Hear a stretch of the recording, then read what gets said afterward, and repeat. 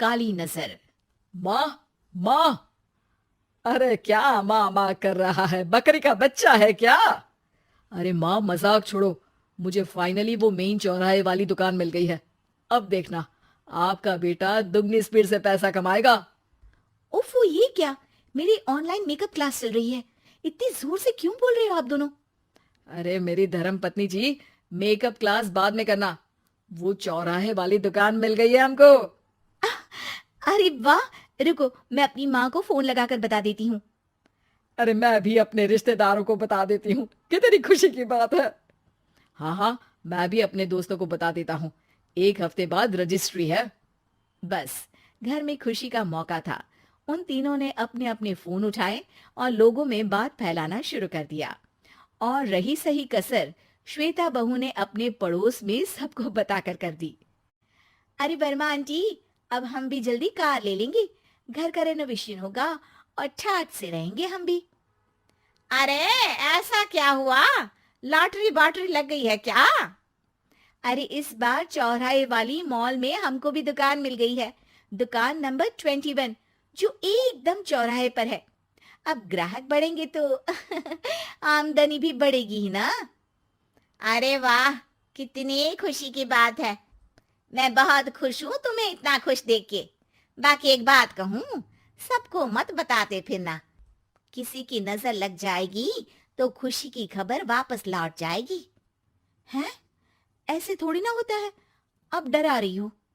अरे सही कह रही हूँ। काली नजर कहते हैं इस चीज को, जब आप किसी को कुछ बताओ और वो काम बिगड़ जाए।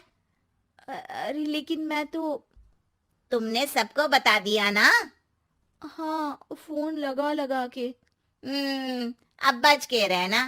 काली नजर बड़ी खतरनाक होती है। श्वेता इतनी खुश रहती है कि वो वर्मा आंटी की बात पर ध्यान ही नहीं देती, जबकि पड़ोस में और भी लोगों से खुशी की खबर शेयर करती रहती है। अगले दिन राजेश बहुत दुखी होकर घर आता है। अरे बेटा, क्या हुआ? मुंह क्यों सूजा हुआ है? मधुमक्खी ने काट लिया क्या? माँ, वो दुकान किसी और के पास चली गई। किसी ने ज्यादा भाव लगा दिया। अरे पर बात तो आपसे हुई थी ना उस दुकान वाले की। हाँ, आज मैं टोकन अमाउंट देने गया था, तब मुझे पता चला। कोई आकर सुबह मुझसे पहले ही ज्यादा अमाउंट दे गया। हम्म, काली नजर। क्या? क्या कहा? वर्मा आंटी ने समझाया था कि किसी को बताना मत, वरना काली नजर लग जाएगी। अच्छा, तुम्हें उनकी बात मान लेनी चाहिए थी। उनकी बात मान लेती, लेकिन उसके पहले ही सबको बता चुके थे ना हम तीनों। अरे अगली बार से ध्यान रखेंगे। कोई भी नई चीज होगी तो किसी को नहीं बताएंगे। तीनों कुछ दिन ऐसे ही रहते हैं, पर एक दिन श्वेता को एक मेल आता है। राजेश, मेरा ऑनलाइन मेकअप कोर्स कंप्लीट हो गया। अब मैं खुद का पार्लर खोल सकती हूँ।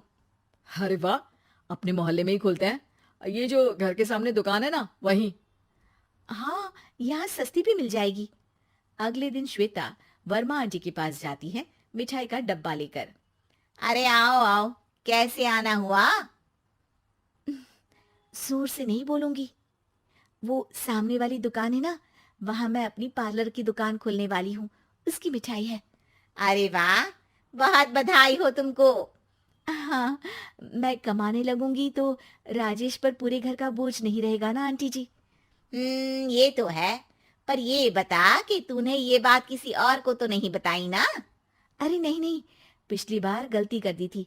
काली नजर लगी किसी की और राजेश के हाथ से वो दुकान चली गई थी। सबको मत बताना। चलो मैं चलती हूँ, कल दुकान की बात करने भी तो जाना है। अगले दिन श्वेता दुकान के लिए मालिक से बात करने जाती है। अरे लेकिन दुकान तो हम कल रात को ही किसी को दे चुके हैं। कल ही? हाँ, कल ही। 2 दिन बाद कोई यहाँ पार्लर भी खोल लेगा। अब कहीं और दुकान देख लीजिए। अरे पर हमको भी तो पार्लर ही खोलना था। हाँ भाई, एक ही दुकान है। आधी आधी तो नहीं दे सकता ना मैं। राजेश और श्वेता घर पर हताश होकर आ जाते हैं। इस बार तो किसी को बताया भी नहीं था। अब किसकी काली नजर लग सकती है? सुनो, तुमने माँ को बताया था क्या? अरे कैसी बात कर रही हो? माँ की नजर थोड़ी ना लगेगी। पक्का तुमने किसी को नहीं बताया था ना? सिर्फ वर्मा आंटी को बताया था। उन्होंने ही मुझे किसी को नहीं बताने को कहा। अरे यार, तुम भी सही हो।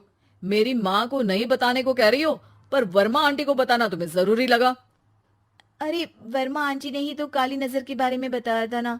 वो हमेशा हमारा भला ही तो चाहती है। मेरी माँ भी हमारा भला ही चाहती है। अरे पर चिल्ला क्यों रहे हो? बात नहीं कर सकते क्या आराम से? नहीं आता वो आराम से बात करना, और करना भी नहीं चाहता हूं मैं। दुकान जाने का दुख गुस्से में बदल गया था और राजेश और श्वेता में बात बंद हो गई थी। 2 दिन बाद मोहल्ले में पार्लर का इनॉग्रेशन हुआ, जिसमें मोहल्ले के सभी लोगों को बुलाया गया, पर श्वेता, राजेश और माँ नहीं जाते। माँ, अंदर आ जाओ, क्या देख रही हो? अरे नया पार्लर देख रही हूँ अपने आंगन से। देखो, माँ को दूसरे का सुख देखने में कितना मजा आ रहा है। मेरा दुख नहीं दिख रहा इन्हें। यहाँ मेरा पार्लर भी तो हो सकता था। अरे चुप रहो यार, हर बात में लड़ाई क्यों ढूंढ रही हो? राजेश और श्वेता फिर बहस करने लगते थे। तभी माँ ने दोनों को बाहर बुलाया।